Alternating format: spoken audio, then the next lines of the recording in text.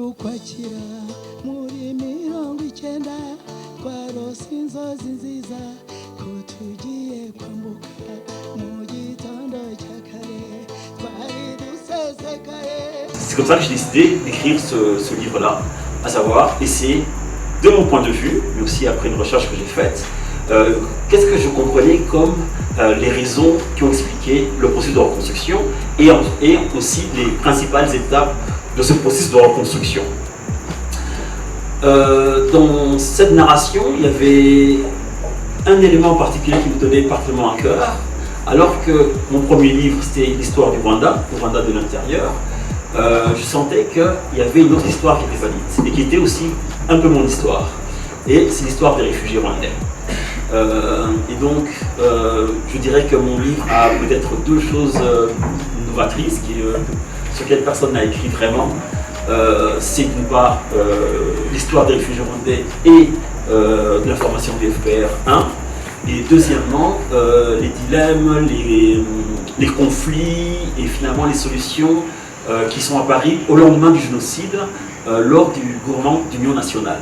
Je dirais que, pour être honnête, c'est vraiment les deux éléments qui sont novateurs dans ce livre-là. Très rapidement, je quitte le Rwanda avec les réfugiés et je reviens au Rwanda avec les réfugiés. Les réfugiés ont quitté le Rwanda en 1959. Comment ils sont installés dans différents pays, que ce soit le Rwanda, la Tanzanie, le Congo, Zaïre, Congo de l'époque et le Burundi. Et finalement, après une situation totalement désespérée, comment finalement ces réfugiés-là se sont organisés pour créer le FPR et revenir au Rwanda. Voilà, d'une part. Et d'autre part aussi, je parle de façon assez particulière sur le processus de reconstruction, les premiers moments du processus de reconstruction, avec le gouvernement d'union nationale qui a abouti à un échec patent, sur plusieurs points. Politique d'une part, parce que les différents partenaires n'avaient pas la même vision des choses, mais alors vraiment pas la même vision des choses. Ça, c'est une première chose.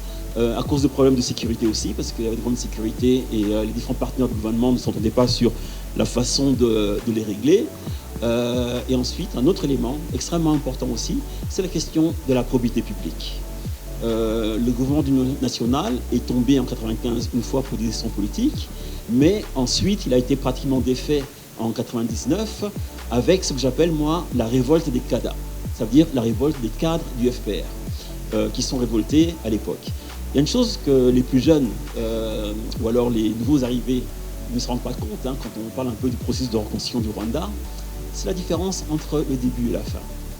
Le pays est ordonné, les gens sont relativement honnêtes, les choses sont bien organisées, mais ce n'était pas le cas en 95, 16, 17 ans. C'était un Far West ici. C'était un vrai Far West. Et un Far West, bien sûr, il y avait les génocidaires, moi je n'en parle pas, et même du côté du FPR aussi, il y avait des pratiques qui étaient pour le moins échevelantes. Et notamment beaucoup de corruption, népotisme et tout cela.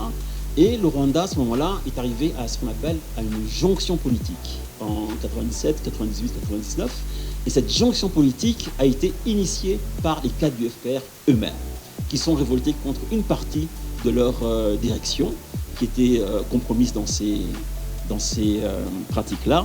Et en fait, c'est la résolution de cette crise-là qui a amené finalement à la construction du nouveau Rwanda, avec un processus de réflexion approfondie, ce qu'on appelle les décisions de village Urubiro, d'une part, mais d'autre part aussi sur une base très saine, sur une base assainie, en disant que nous n'avons pas perdu 1 million de nos frères et nos sœurs pendant le génocide, nous n'avons pas perdu des dizaines de milliers, non, 17 000 environ combattants du FPR, pour retomber dans des choses que le FPR, par ailleurs, dénonçait fortement. Il y a une chose aussi qu'il faut prendre en considération dans tout cela aussi, c'est que dès le début, le FPR a toujours professé une conduite exemplaire. Et à un moment, le hiatus entre cette profession de conduite exemplaire, surtout quand on était à l'extérieur du pays, et la réalité qui a été celle du Rwanda en fin 94, 15, 16, 17, a créé une crise extrêmement forte. Et cette crise extrêmement forte-là a amené en fait une réflexion approfondie du FPR et de ses partenaires politiques pour finalement venir à créer les nouvelles institutions du Rwanda qu'on connaît aujourd'hui. Je sais que, comme chaque auteur, tu as tes passages préférés. Donc, complètement par hasard, celui qu'il avait choisi, ça faisait partie de ceux que tu avais choisi. Donc, je vais m'en passer, mais je vais choisir pas forcément mes passages préférés, mais un passage sur lequel j'aimerais que tu reviennes très très brièvement, parce que le temps justement qui nous est imparti est très très bref. C'est à ce moment clé. Et, je dis souvent, et je crois que tu l'as dit avec tes propres mots, que l'arrivée sur la scène politique, particulièrement dans la communauté des réfugiés rwandais, ce qu'on appelle communément encore aujourd'hui, une survivance de cette appellation, les communautés en diaspora. Donc ce déficit de conscience politique qu'il y avait, l'arrivée du FPR vient combler en fait ce déficit de cette conscience politique. Et il y a une adhésion inconditionnelle que moi j'appelle limite messianique.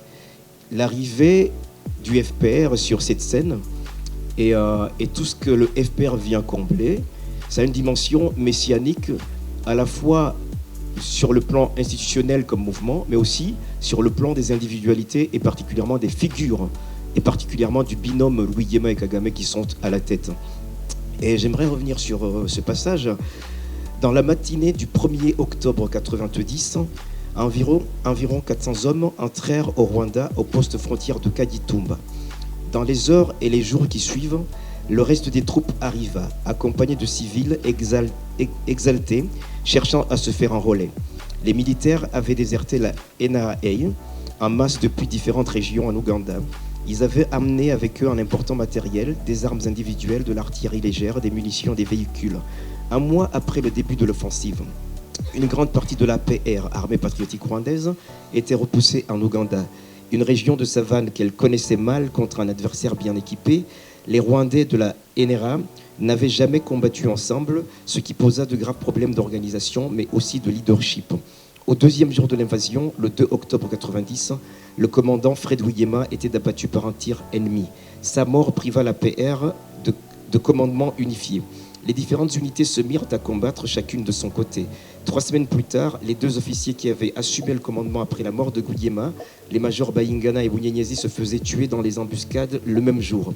L'APR perdit beaucoup d'hommes, dont des commandants, et eut de nombreux blessés et connut de nombreuses désertions. Entre-temps, au milieu du mois d'octobre, le major Paul Kagame était revenu des États-Unis. Il reprit en main une armée en lambeaux, en proie à un profond désespoir, dans une désorganisation totale, après avoir perdu son chef charismatique. C'est à ce moment clé que j'aimerais vraiment que tu reviennes brièvement, parce que c'est ma théorie personnelle.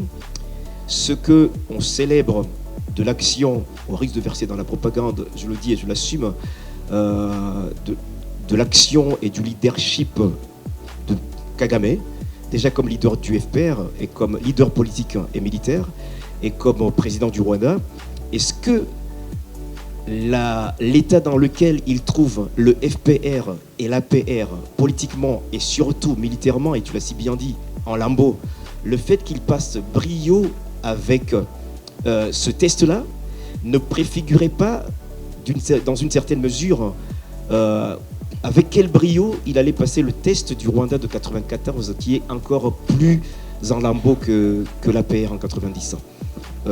Autrement dit, est-ce que cette figure-là n'était pas prédestinée pour être la figure qui allait présider aux destinées qu'on célèbre aujourd'hui en tout cas?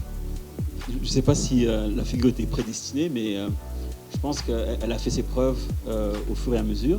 Mais effectivement, la preuve la plus importante qu'elle a faite, non pas la plus importante, mais la première, ça a été à ce moment-là, au moment d'un débâcle du FPR en octobre 90.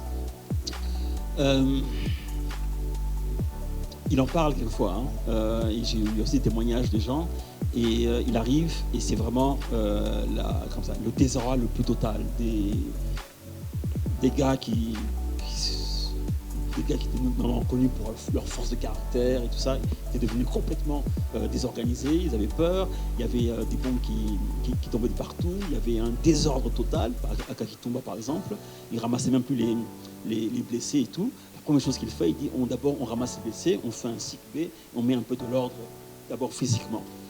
Il regarde les gens sur qui il devait compter, donc les commandants qui étaient complètement absents.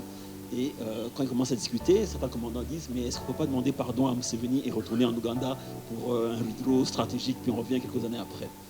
Et là, lui, il prend les choses en main de façon extrêmement ferme, d'une part, mais d'autre part aussi, toujours avec sa méthode, d'abord on fait de l'ordre.